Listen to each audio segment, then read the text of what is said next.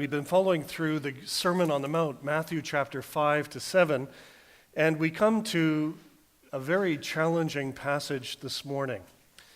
Jesus deals with 6 of the commands of the law, and in each one he stresses the importance of not only applying the letter of the law, which he wants to uphold and teaches us that it won't disappear, but he encourages his hearers to consider what is meant by the spirit of the law. In other words, not just doing what you have to do, but doing more because you love God and you're aware of how much you have been forgiven. Do you remember that wonderful presentation that Jesus gives about the servant who's been forgiven much? And he asks his hearer, who will be most thankful to the landowner, the one who was forgiven little or the one who was forgiven a lot? The hearer replies, the one who was forgiven a lot. And so that's at the heart of things. If we recognize how much we are loved, how much we've been forgiven, then we're challenged to apply those same principles to our relationships with others. And we come with 2 things this morning. I want to cover oaths and then the eye for the eye passage. So we start at verse 33 with oaths. How many of you have watched a television political campaign? Politics have been very much in the news recently. And you've been watching the political debate and you've said to yourself, but you didn't answer the question. They were asked a very specific question, whoever political party or leader it may be. I don't want to be critical of anyone. And by the way, I'm very thankful for those who enter politics and serve in our political leadership because they make democracy work in our country. And so these words are not just for politicians, they're for us also in the way that we live our lives. But how many of us have heard politicians make promises, I'm not going to raise taxes, or there could be a whole series of other types of promises made, or things said in such a way that it's like grabbing a greased pig, because it could be interpreted in so many, it's almost like you can squeal out of it after the election. Or the classic for me is not telling you actually what the problem is until after the election. How many of you have heard that classic line? I've been around for enough elections now that you almost expect it. Well, we would have done it, but we didn't realize how bad the finances were that were left to us by the previous government. Does this sound familiar?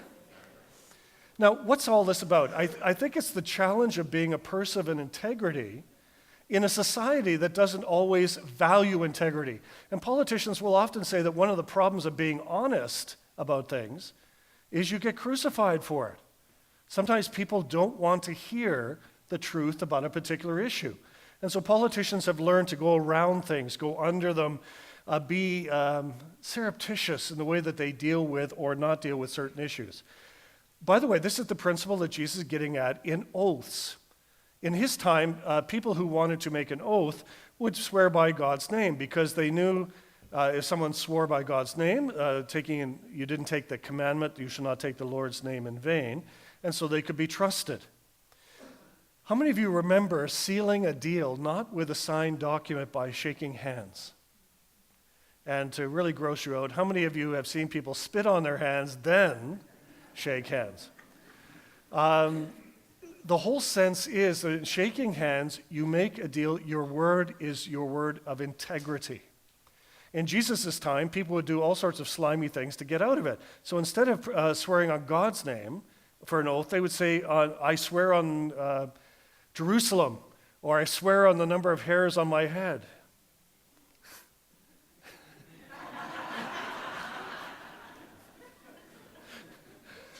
Watch out for that one. That's all I can say. But you see what's going on here. So Jesus challenges his people who are listening to him, says, be men and women of integrity. No need for oaths. Let your word stand as it is. And so in our dealings with other people, we need to be people of truth and integrity. Then he moves on to one of the hardest areas of life, forgiving others.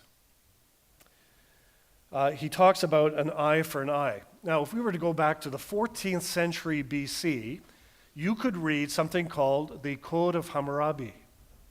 It was a set of laws set out that dictated rules around blood vengeance. In historical times, and also, by the way, evidenced in Afghanistan recently with the soldier alleged to have killed a number of people there, you saw the rioting that took place afterwards and the killing of other people not related to it. One of the problems in the ancient world, as it is today, is the problem of blood vengeance. So if I come to your village and kill one of your tribe or your family, you are then responsible to go to my village and kill one or more. Then I'm responsible to go back to your village and kill 2 or 3. Then I'm responsible to come back and kill 5 or 6. Do you see what happens? This was so destructive that they developed a whole series of laws, the Code of Hammurabi being one of them.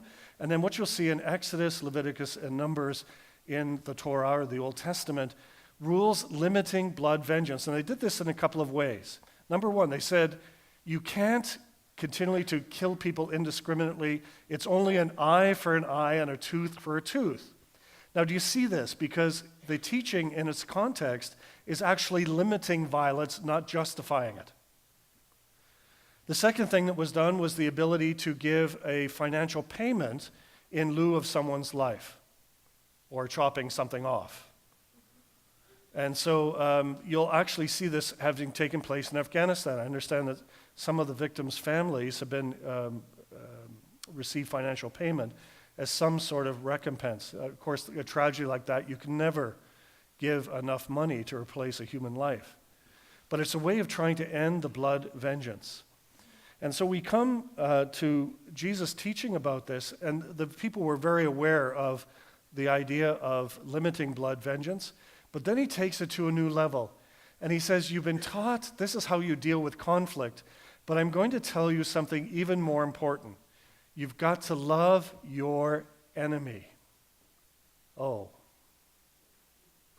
Now, I'm not perfect, and I find myself sometimes when I get cut off on the highway, not going, bless you, bless you.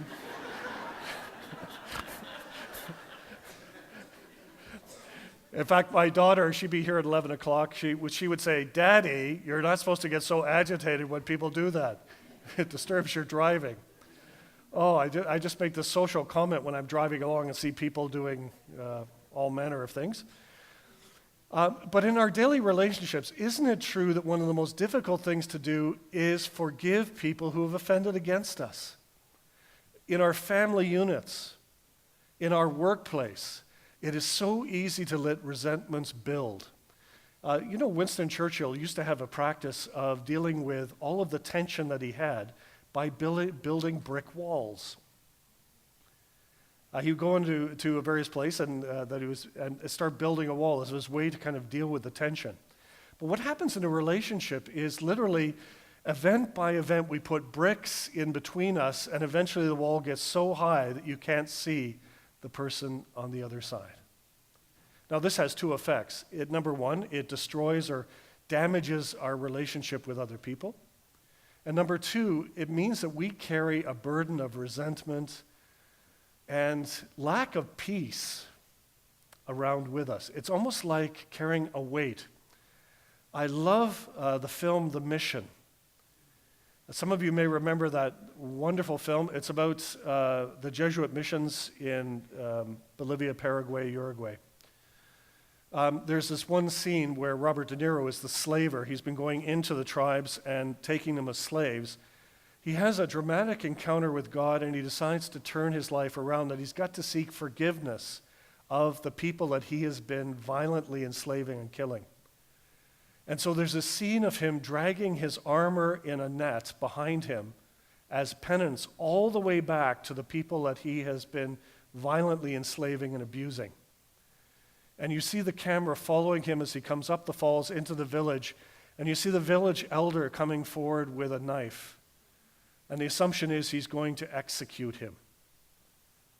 And so he reaches for his neck with the knife, and then reaches behind and cuts the net off. And the armor that he's been dragging, his sin, is cut away. He's released by the forgiveness and love of the person that he had violently offended against.